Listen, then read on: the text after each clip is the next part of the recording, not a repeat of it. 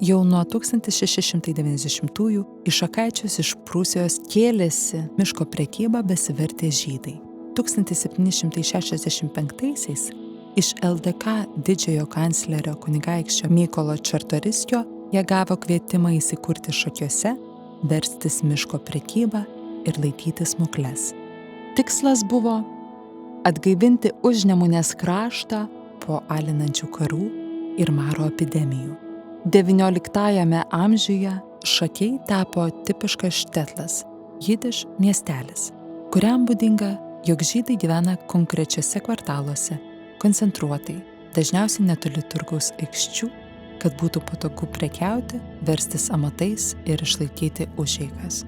Tarp itin reikšmingų miestelio statinių 1815-aisiais minimas žydų sinagogos pastatas. Ikonografiniuose šaltiniuose užfiksuota, jog turgaus aikštė įrėminusioje Kęstučio gatvėje stovėjo mūrinė Šakių sinagoga su puošniais arkiniais langais, tarpai dekoruoti rozetėmis. Tikėtina, kad mieste buvo kelios sinagogos. Žydai turėjo savo kapines, prausyklą mikvą, veikė žydų pradinė religinė mokykla Čeder ir mokykla berniukams Talmud Tora, biblioteka skaitantiems jidiš kalbą ir mažesnė biblioteka skaitantiems hebrajiškai, bankas su 170 narių. Tarpukariu veikė žydų teatro mėgėjų būrelis, vaidinęs jidiš kalbą.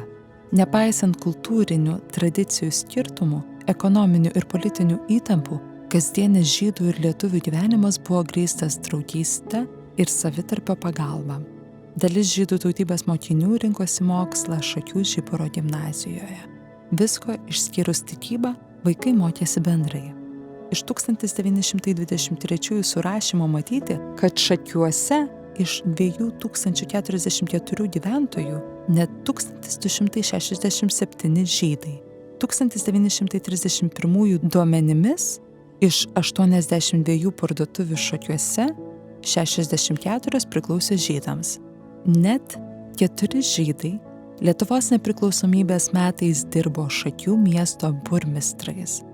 Šakiuose gimęs sionistų judėjimo dalyvis verslininkas Izakas Leibas Goldbergas, kompozitorius Berlyno miesto sinagogos kantorius Aronas Friedmanas, Amsterdamo miesto sinagogos vyriausiasis kantorius 1942 nukankintas koncentracijos stovykloje Wolfas Pinchas Reizelis ir kiti. Dėl žydų tautybės žmonių gausos Šakiuose daktaras Vincas Kudirka satyroje Viršininkai Šakius pavadino žydpile.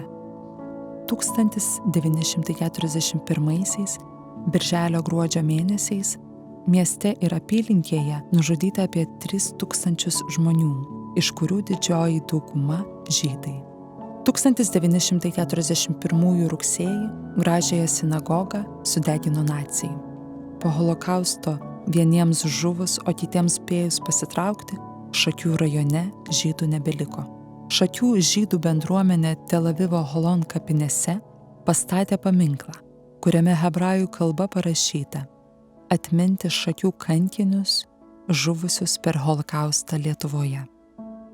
Izraelio nacionalinėme holokausto memoriale, Tautos atminimo instituto atminimo kalne esančioje pasaulio teisuolių sodo garbės sienoje įrašyti nežydų kilmės asmenų vardai, kurie rizikuodami savo gyvybę gelbėjo žydus.